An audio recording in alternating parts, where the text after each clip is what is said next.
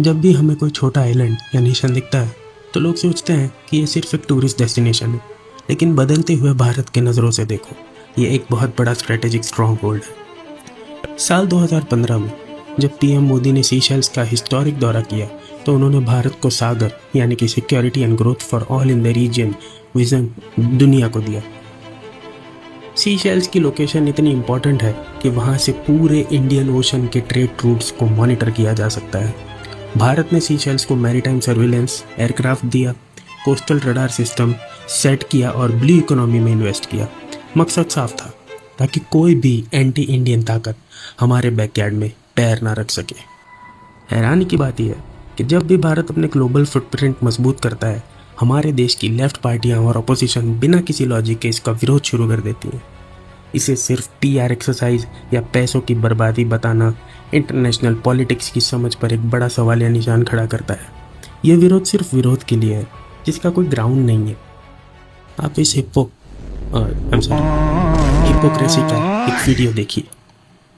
Modi ji Seychelles के दौरे पर है और सेशल्स ने फटाफट एक नया अवार्ड इजाद किया और वो मोदी जी को दे दिया।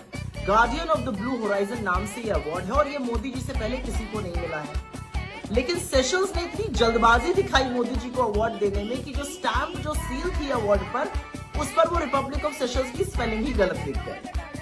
आपको याद होगा मोदी जी को अवार्ड का चस्का है। ऐसा ही एक अवार्ड लेने वो इजराइल पहुंच गए थे, जो ना उनसे पहले ना उनके बाद किसी को दिया गया। उसके 2 दिन बाद युद्ध शुरू हो गया था, मोदी जी को भनक ही नहीं थी।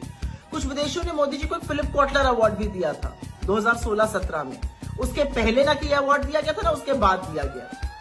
तो भक्त तो झूम रहे हैं खुशी से कि भाई मोदी जी को एक नया अवार्ड मिला, लेकिन वो ये नहीं समझते कि विदेशी ये समझ चुके हैं कि मोदी जी की कमजोरी क्या है। अवार्ड देने के नाम पर उनको मूर्ख बना लो, अपने देश बुला लो, जो करा। तो इन हिप्पो मैडम का ये कहना है कि मोदी जी को आज तक जितनी भी कंट्रीज ने जो भी अवार्ड्स, मेडल, सर्टिफिकेशंस, रिकॉग्निशंस दिए हैं, वो सारे के सारे किसी मॉनेटरी एड या हेल्प के सामने दिए हैं।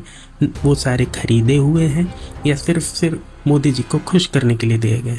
तो मैं आपसे कहना चाहता हूँ मैडम कि आपकी भी सरकार थी, आपका भी एरा था, आपने भी काफ़ी सारी गिफ्ट्स बांटी है दुनिया में, खास करके हमारे पड़ोसियों में। तो उन लोगों ने आपको क्यों नहीं दिया ये अवार्ड? सोचने वाली बात है, सोचिएगा इसके बारे में। और अभी तो आगे ही मैडम और भी गणित थोड़ा गिना रही है, देखिए वो भी। $175 मिलियन, करीब 1500 करोड़ रुपए सेशल्स को आर्थिक मदद दी जाएगी, जिसमें से करीब $125 मिलियन तो लाइन ऑफ क्रेडिट होगा, लेकिन $50 मिलियन एक ग्रांट होगा जो कभी वापस नहीं आएगा। तो दुनिया समझ चुकी है कि मोदी जी से अवार्ड के नाम पर क्या क्या कराया जा सकता है। भक्त मगन होकर खूब ताली बजाए खाली। ये मैडम के क्रिटिसिज्म के पीछे छुपी हुई गहरी हिपोक्रेसी को आज मैं डिबंक करता हूँ। आज ये लोग जो स्ट्रेटेजिक दौरे पर सवाल उठा रहे हैं, उनके खुद के एरा में इनका ट्रैक रिकॉर्ड क्या था ये देखिए।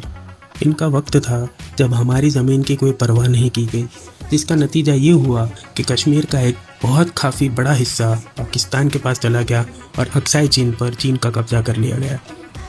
और हद तो तब हो गई जब उस दौर की गलत फॉरेन पॉलिसी और हमारे पंडित जवाहरलाल नेहरू की दान दक्षिणा करने की आदत की वजह से यूएन सिक्योरिटी काउंसिल में चीन को इतनी मजबूती मिल गई।